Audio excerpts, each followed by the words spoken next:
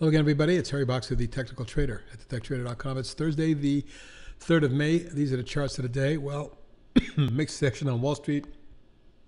Narrow close after some volatility. Excuse me. The indices didn't do much today, but a lot of our stocks and a lot of stocks we follow had interesting sessions. Let's take a look at some longs and a few shorts. AQMS, one of our swings, is working well. You can see it's moving steadily higher since we gave it to you, and reached or very close to today at 422, within 3 cents of my first target, 4.25. Secondary target's 550, but I think ultimately this may get up near 8. I love the V bottom with the right-handed extension platform break of the declining tops lines and the push through the moving averages. With increasing volume and good OBV, this should extend. Although there is resistance right here at 430, 425, 30 range. AXGN, stock we've been following for a long time, has been in my top 25 for a year and a half now. Continues to look well, and you can see that there's a multiple tops right here that it closed up 230 or almost 6% today. And the volume was decent for this stock. It looks to me like we're going to head to the mid-40s and then high 40s beyond that. BOX surging and right up against key resistance at the all-time high. The long-term channel says this is a $29.30, $28.5, $29 stock. That's my next target, provided we get the follow-through I'm looking for. Coherus, after coming down from the low 30s all the way down to 8, it based out. You can see resistance across this level, what we reached at today, with a spike up of 220 or 17%. The volume picked up to the best in about 2 months. So I'm thinking this does push through. My next target 17, there, maybe a little under, and then about 19, maybe 18 3/4, 19. But that's my targets going forward. I like the look of this base, and I think it breaks out. Another biotech I like is DRNA.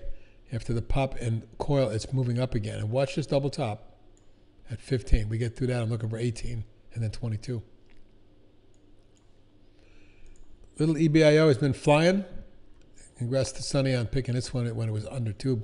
Of course, we couldn't give it out to the room, but bottom line is you can see that this stock has moved literally from a low of 95 cents on March 28th to 5 weeks later, reaching as high as 350. So 250% gain in 4 or 5 weeks, quite a bit. Is it long in the tooth? Is it overbought? Well, there is some resistance right there, and you can see that it might have more upside perhaps to get into the 4 range short term, but it's long in the tooth, so be careful. If you long, stay long with trailing stops. At this point, I would look for, if it does extend, around 4.5 3/4. ECYT, it finally broke out of that coil bit. It's been setting up for 5 weeks with a move up the last 7 sessions or so. And you can see today's action pop through that level. I'm now looking for 14 and 17 going forward. GEO, looking very good. Broke its major declining channel from about the 34 range all the way down to 19. Based out and broke out. Going through resistance right there today. I'm looking for an extension. I guess this in the 27, 28 range short term. 30, 31, maybe even as high as 33.4 intermediate term. HEAR, wanted to show you this.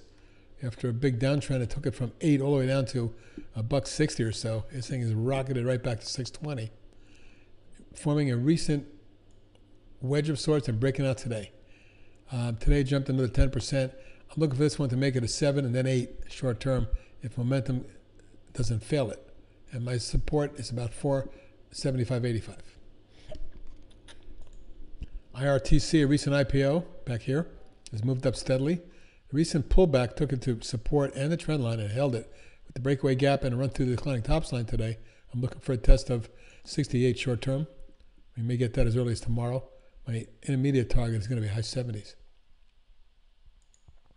NRG, looking good. It's a swing trade that's acting well. We had a flag breakout and then a pullback.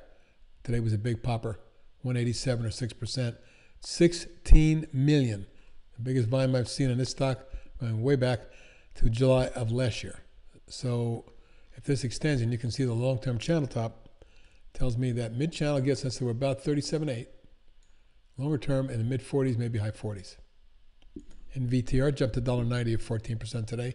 May have broken out. The close is the highest close we've seen in the stock in history ever. It's a long time, right? But the bottom line is that this looks like it can trend towards 1718 short term. Sientra has been on a tear, former swing down in here, and then pulled way back and ended last year, beginning of this year, but broke out in early April and has been on a tear since, going from about the 9 range to 16 and change. Now there's resistance up here. Should have punched through on momentum, we could see 1921 range. STAA, a big move today. If you take a look at that, it broke through key resistance that took several months to develop. Then a pop and flag, and then a huge spike up today to the top of the channel. It might get momentum and get up to 2830, or it could pull back and consolidate, but it looks good going forward.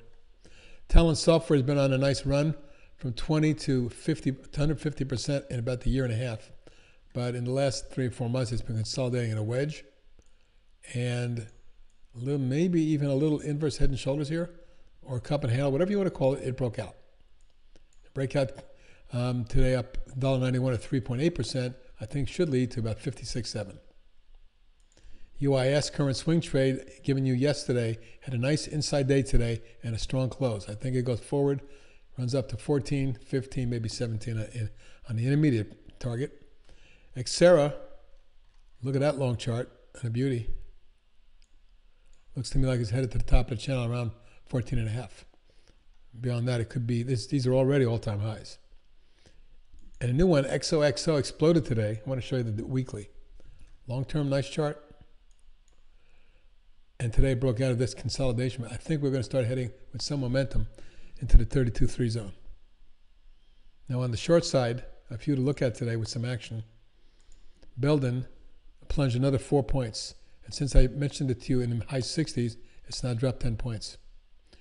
My target was 56.7. We're almost there. That would be a 1, 2, 3, 4, 5th wave down. Just make sure you're aware of that. Casa Systems, a new one I added this week, after just a couple days of weekly bouncing, is rolled back down. Keep an eye on this one, because under 22.5, this could plunge into the high teens. Cerner down 285 today, plunging as well after breaking that flag. The bottom line is, it looks like a stock that might be headed lower, but it reached the bottom of that channel already and then bounced quite nicely today, about $3 off the low. Still down 285, but a decent close. If it doesn't get up through that zone, it could roll over again. My ultimate target is at least 47-ish.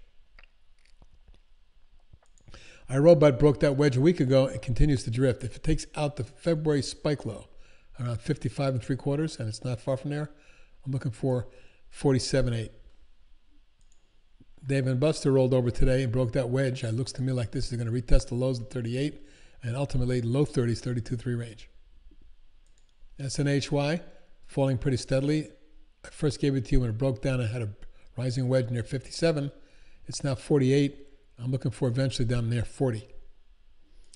Lending Tree, after 2 days of bouncing back from a disastrous drop, got right to support resistance and dropped back today before bouncing.